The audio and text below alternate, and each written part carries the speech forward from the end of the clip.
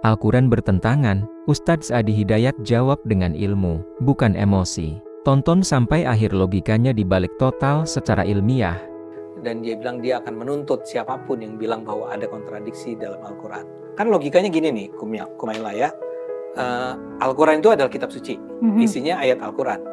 Ayat Allah, datangnya dari Allah. Jadi nggak mungkin dong ada yang salah.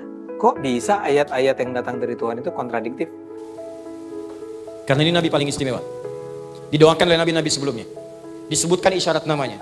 Karena itu Allah berkehendak, karena ini Nabi yang terakhir, diutus untuk semua manusia tanpa batas, tanpa ada sekat waktu, maka kitabnya pun mesti istimewa, dan diturunkan di waktu yang istimewa, dan semua yang kena dampak kitab itu, semua akan jadi istimewa. Maka ketika diminta turun melalui malaikat Jibril, turunkan pada Muhammad SAW wahyu ini. Begitu turun, Jibrilnya langsung diangkat naik status dari Sayyidul Malaikati wal Mursalin, pemimpin para malaikat. Kapan turunnya? Satu malam. Malamnya berubah naik status jadi malam penuh dengan pahala. Malam Al-Qadar, malam istimewa. Jadi kalau kita ingin memberikan sifat keistimewaan pada sebuah waktu, tambahkan ta di ujungnya. Misal, Lail itu malam. Kalau malamnya beda, bukan malam biasa, malamnya istimewa, beda dengan yang lainnya, tambahkan ta di ujungnya. Berubah dari Lail jadi Lailah. Begitu diturunkan wahyu kepada Nabi Muhammad SAW, maka nama Lail berubah menjadi Lailah. Inna anzalnahu fi Lailatul Qadar. Begitu bersamaan kita ibadah, lebih daripada 1000 bulan pahalanya. Lail cuma malam, waktu. Jamaknya layali, turunannya lili, lela, lala, layali, lail, itu malam. Ibu leli, ibu malam-malam. Waktu.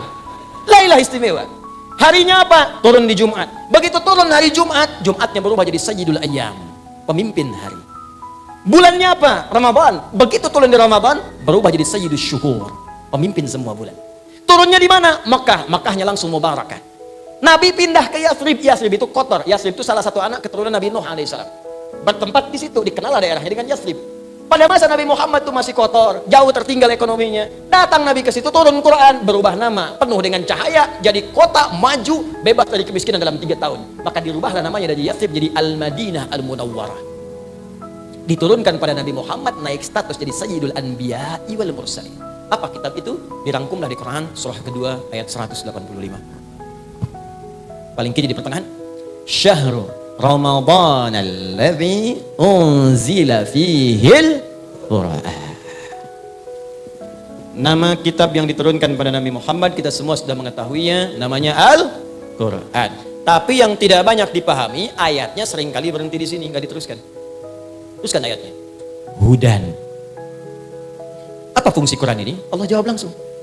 Kalau Anda tanya kenapa ya Allah engkau turunkan Quran pada Nabi Muhammad? Apa fungsi Al-Quran? Apakah sekedar dibaca? Apalagi jadi pajangan? Apalagi jadi hiasan? Apalagi jadi objek untuk dijual mushafnya? Kata Allah bukan. Aku turunkan Quran di bulan mulia, waktu yang mulia, hari mulia, Rasul paling mulia, pada Nabi yang paling mulia, untuk menunjukkan misi yang istimewa pada Al-Quran itu dengan penuh kemuliaan. Apa misinya? Hudan. Ini dia.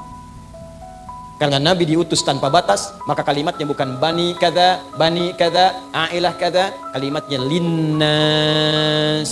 Karena itu saya buka dengan mengenalkan nama manusia tadi di awal. Nas, manusia tanpa batas dengan sifat sosialnya, semua tanpa kecuali, kelompok manapun, tinggal di manapun, masanya kapanpun. Nas, hudan linnas. Karena kalimatnya nas, gak ada batas. Maka Al-Quran itu selalu akan update di setiap keadaan. Di zaman Nabi sampai sekarang dijamin oleh Allah. Maaf, jangankan isinya, semua kalimatnya pun dijamin dijaga oleh Allah, tidak akan pernah berubah. Sampai kita kembali kepada Allah pun. Jadi ini mohon maaf ya, coba kita sejenak diam dulu. Terus kita renungkan dengan akal sehat kita. Kalau Al-Quran ini itu karya manusia, pasti ada sifat-sifat kemanusiaan di dalamnya. Sifat-sifat makhluk. Makhluk itu kan selalu mengalami perubahan, penyesuaian, bahkan bisa perubahan. Makanya semua karya makhluk itu rentan pada perubahan. Tulisan kita yang Latin, ejaan kita selalu ada EYD, ejaan yang disempurnakan. Dulu ulama ditulisnya begini, ulama.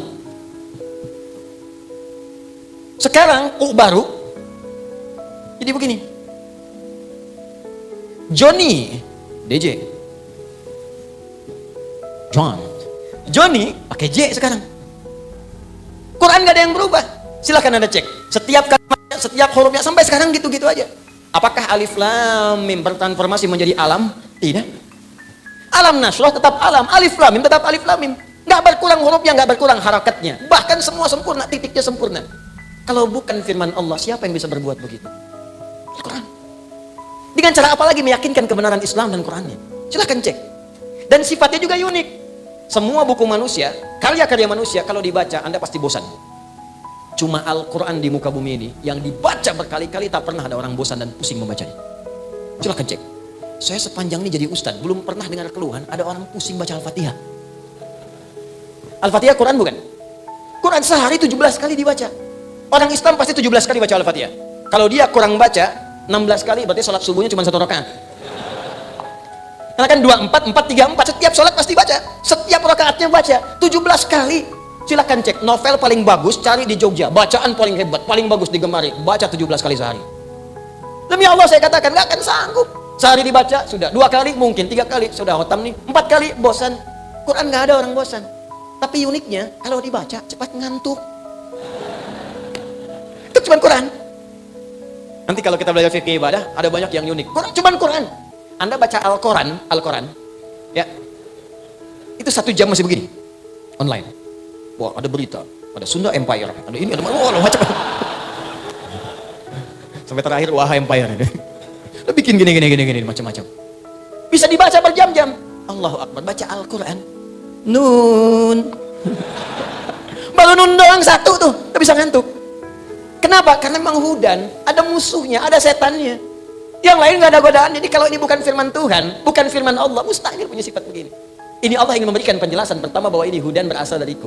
Jadi kalau ada orientalis mengatakan Quran produk budaya, Quran butuh penyesuaian, artinya orang ini nggak kenal Quran. Masa Anda mau belajar pada yang tidak kenal Quran?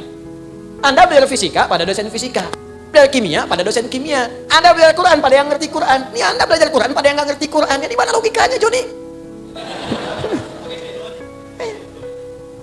Jadi kita tuh mesti ngerti juga, tempatkan logika kita sesuai dengan tempatnya. Ini belajar Islam pada yang tidak sholat kan nggak nyambung. Ya, kembali ke sini, balik ke sini. Nah, jadi saya ingin sampaikan bahwa ketika Allah menurunkan Al-Quran maka disebut dengan hudan. Masih ingat kembali ke awal? Apa itu hudan? Semua pedoman kehidupan kita. Semua solusi hidup kita di situ. Semua persoalan tentang hidup kita diterangkan di situ. Kamu kalau lahir kondisinya akan begini. Bahkan di rahim ibu kamu akan begini. Kalau lahir kamu butuh ASI, berikan ASI-nya sampai masa kesekian kalau sempurna. Kalau kamu belajar akan mengalami kondisi begini. Caranya begini. Kalau pengen cepat paham seperti ini. Kalau kamu belajar iman meningkat seperti ini. Kalau kamu kemudian akan berkelana, kamu akan menemukan kondisi begini. Kamu mungkin akan bertemu dengan pasanganmu. Begini cara meminangnya, begini cara memberikan maharnya, begini cara menikah. Sampai dia atur tugas kewajiban di rumah tangganya. Sampai mau kerja diterangkan begini. Sampai disebutkan kalau kamu kerja begini, mungkin akan ada tantangan begini. Ada semua. Karena itu orang yang mendekat pada Quran pasti akan mudah hidupnya. Karena tahu, di sebelum mengalami sesuatu, sudah tahu apa yang dilakukan. Anda kan baca map nih mau berangkat. Begitu mau berangkat, ada kemacetan di titik sekian. Belok kanan, belok kiri. Setelah 300 meter, ada tukang somai. Ada semuanya. Nah itu Quran tuh begitu. Bahkan sebelum kita lalui sudah ada. 20 tahun mendatang ketika Anda merencanakan pernikahan akan terjadi seperti ini. Persoalan di rumah tangga dari mulai miskomunikasi sampai hal yang tidak bisa diselesaikan berdua disebutkan dan solusinya ada di situ. Nih kalau nggak percaya, saya coba sebutkan dengan cepat. Tidak usah ditulis, simak saja atau lihat rekaman kemudian, baru Anda tulis. Cepat. Saat masih dalam kandungan, diberitahu oleh Allah kondisi kandungan akan begini, pergerakan janinnya dan seterusnya. Quran surah ke-22 ayat yang kelima. Doanya supaya nanti kalau lahir anaknya soleh, dekat dengan Allah, baik dengan orang tua. Quran surah ke-7 ayat 189. Begitu lahir diberi petunjuk, ibu yang baru melahirkan berikan ASI sempurna. Kalau pengen komplit berikan 2 tahun. Bapak jangan ganggu ibu, fokuskan bapak untuk mencari rezeki supaya bisa mensuplai kepada ibunya.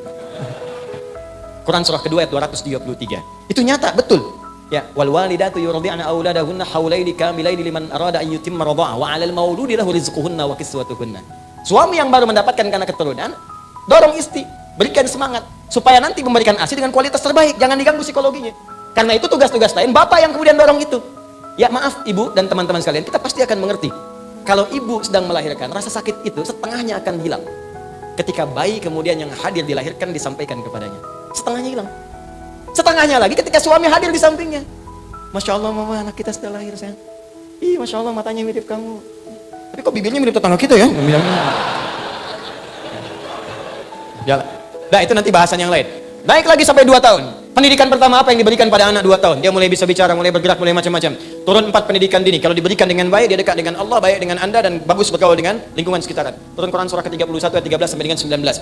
Dia mulai belajar dengan serius bagaimana supaya dibimbing cepat paham. Turun Quran surah 9 ayat 122. Bagaimana kalau dia belajar, pelajarannya itu naik menjadi orang pintar, imannya juga kuat. Turun bimbingan Quran surah ke-58 ayat ke-11. Bagaimana cara memulainya supaya ditanamkan adalah keilmuan yang kuat. Turun Quran surah 96 ayat 1 sampai dengan 5. Bagaimana cara dipercepat kalau menghafal, Allah yang tanamkan dalam jiwanya. Walaupun dia mengikuti bacaan, cepat menghafalkannya. Turun Quran surah ke-75 ayat 16 sampai dengan 18. Apa amalan untuk mencapai itu? Turun Quran surah kedua di ujung ayat 282. Kemudian naik lagi sampai dia berkelana, mungkin merantau. Jangan semua orang Jogja dikatakan Jogja semua. Ada yang dari Jawa, Sumatera, Kalimantan, mungkin ke sini. Tapi Allah berikan bimbingan. Engkau akan bertemu mungkin dengan suku yang beda, komunitas yang tidak sama. Tapi dalam keadaan itu pun bergaul dengan cara yang takwa. Ada bimbingan di Quran surah ke-49 ayat ke-13. Mungkin engkau pun menemukan jodohmu di situ. Maka ketika engkau bertemu dengannya, jangan terjebak dalam perbuatan yang dilarang. Ya, hati-hati, jangan dekati zina, jangan dekati yang buruk-buruk. Tapi kalau mau, cepat lamar. Makanya saya sering katakan, para akhwat yang belum menikah, jangan percaya kalau ada laki-laki mengatakan, sayang, antar yuk pakai beca. Aku bonceng yuk pakai motor. Jawab dengan kalimat yang indah. Aku tidak perlu motormu. Yang aku perlukan, tuliskan namaku di buku nikah kita.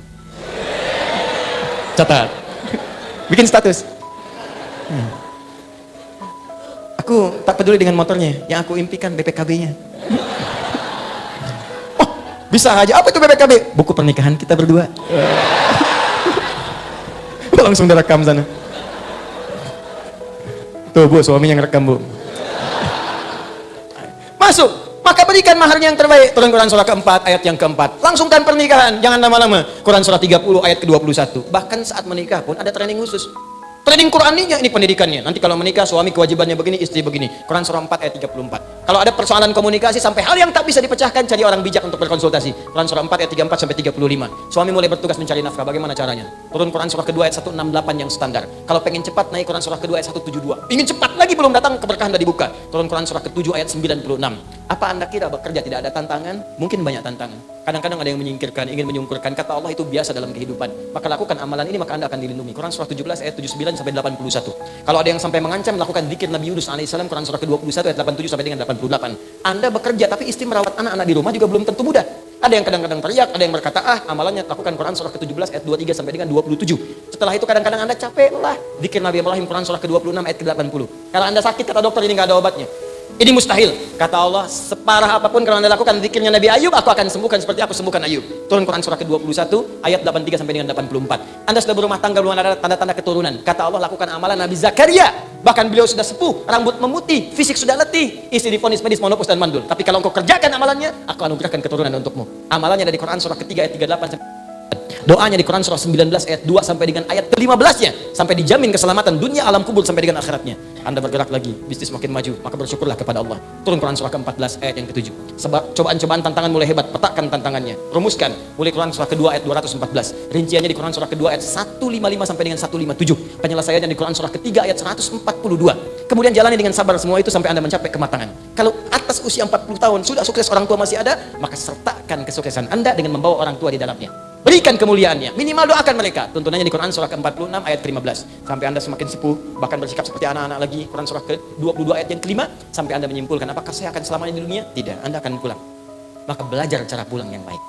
Supaya tidak macet, supaya tidak lama dan tenang pulangnya. Maka turun bimbingan di Quran surah ke-89 ayat 27 sampai dengan 30. Supaya pulang tenang, dipanggilnya enak, nyaman. Setelah itu kemana saya pergi ya Allah? Kamu akan pergi ke tempat lain, meninggalkan dunia. Kamu pergi ke Jogja saja, perlu bekal. Kamu pergi ke Eropa, perlu bekal. Sekarang kamu akan meninggalkan dunia, ya pasti kamu perlu bekal. Maka pelajari bekal apa yang layak untuk ke tempat kamu berikutnya. Namanya barzah, namanya kubur.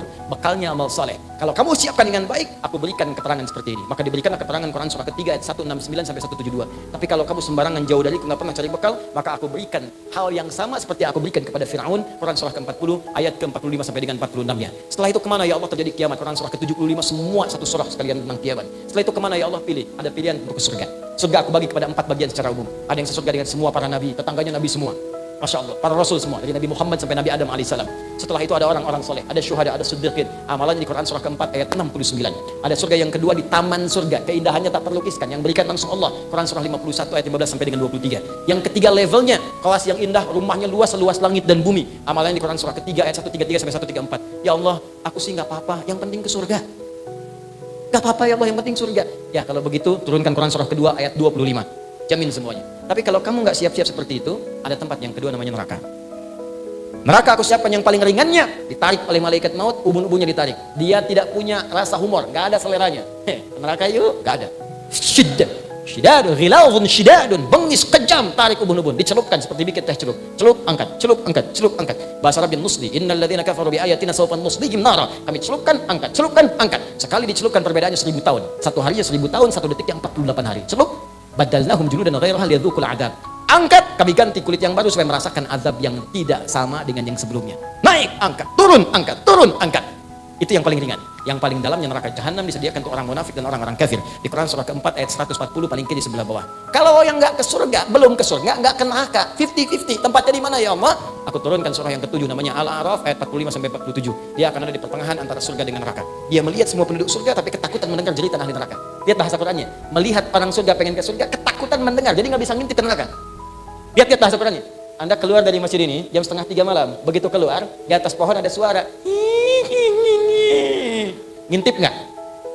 Apa? Pasti Anda lari. Jadi di dunia aja begitu sudah ketakutan, apalagi jeritan tiap waktu. Gak berani ngintip.